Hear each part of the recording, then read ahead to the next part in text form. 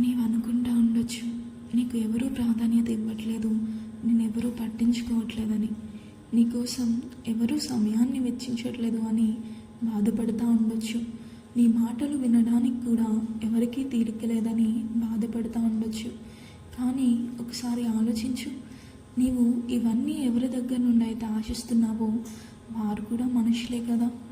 ఏ మనిషి తన పూర్తి సమయాన్ని నీకు ఇవ్వలేడు, తన పూర్తి ప్రాధాన్యతను నీకు ఇవ్వలేడు, ఎల్లప్పుడూ నీతో ఉండలేడు, నీతో మాట్లాడలేడు. ఆ మనిషి నీ తల్లిదండ్రులైనా సరే, నీ తోబుట్టువులైనా సరే, నీ భర్త అయినా సరే, నీ పిల్లలు అయినా సరే, నీ స్నేహితులైనా సరే, నీ బంధువులైనా సరే. నీవు ఆశిస్తున్న ఈ ప్రేమను వారు అందించలేరు. అలా అని నీవు కోరుకుంటున్న ఈ ప్రేమ ఎక్కడా దొరకదని కాదు. నీకోసం తన పూర్తి సమయాన్ని వెచ్చించేవారు, నీవెప్పుడు పిలిస్తే అప్పుడు పలికేవారు, నీతో నిత్యము ఉండేవాడు ఒకడున్నాడు. నీవైతే ఇవన్నీ ఇప్పుడు కోరుకుంటున్నావు, కానీ ఆయన నీవు జన్మింపక మునిపే ఆయన సంకల్పంలో నిన్ను ప్రేమించాడు. నీవు ఒంటరిగా ఉన్నా అని ఏడ్చిన ప్రతిసారి నీ వెంటి ఉండి ఆయన యొద్దకు వస్తావేమో అని ఎదురు చూశారు. ఆయన ఎవరనుకుంటున్నావు?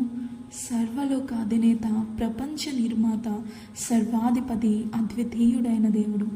ఆయన ఎలా ఉంటాడో నీవు చూడలేకపోవచ్చు, కానీ ఆలోచిస్తే ఆయన నిన్ను ఎంత ప్రేమిస్తున్నాడో చూడగలవు. ఆయన కనిపించట్లేదని అనుకోకు. ఆయన ఉన్నాడు అనడానికి రుజువు నువ్వు, నేను, ఆయన సృజించిన ఈ సృష్టి. ఒకసారి ఆలోచించు, నిర్మాత లేకుండా నిర్మాణం ఉంటుందా? కుమ్మరి లేకుండా పాత్ర ఉంటుందా? కళాకారులు లేకుండా కళ ఉంటుందా? ఉండదు కదా. మరి సృష్టికర్త లేకుండా సృష్టి ఎలా ఉంటుంది? సృష్టిని గురించి ఆలోచిస్తే ఆ సృష్టికర్త యొక్క శక్తిని తెలుసుకోవచ్చంట. అది ఎలా? సూర్యుడిని చూడు, ఎంత ప్రకాశనీయంగా ఉన్నాడో. మరి ఆ సూర్యుని సృజించిన వాడు ఇంకెంత ప్రకాశనీయంగా ఉంటాడో. ఆ సముద్ర ఘోష విను, ఎంత గంభీరంగా ఉందో. మరి దాన్ని సృష్టించిన వాడు, వాని స్వరము ఇంకెంత గంభీరంగా ఉంటుందో. చంద్రుడిని చూడు, ఎంత అందంగా ప్రశాంతంగా ఉన్నాడో. మరి దాన్ని సృష్టించిన వాడు ఇంకెంత అందంగా ప్రశాంతంగా ఉంటాడో.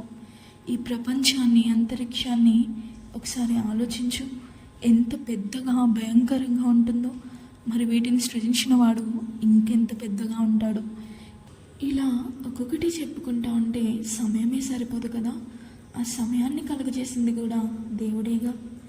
ఇంత మహిమాన్వితుడు, మహత్తనీయుడు నిన్ను ప్రేమిస్తున్నాడు, నీకోసం ఎదురు చూస్తున్నాడు అంటే నమ్మశక్యంగా ఉందా? కానీ అదే నిజం. ఇవన్నీ సృజించింది నీకోసమే, కానీ నిన్ను మాత్రం ఆయన కోసమే సృజించాడు. ఆయనలా నీవు ఉంటావని, ఆయన మాట వింటూ ఆయనతో ఏకమై జీవిస్తావని. నీవు కోరుకుంటున్న ఈ ప్రేమను ఆయన నీకు ఎప్పుడూ ఇచ్చాడు, ఇప్పుడు ఇస్తున్నాడు.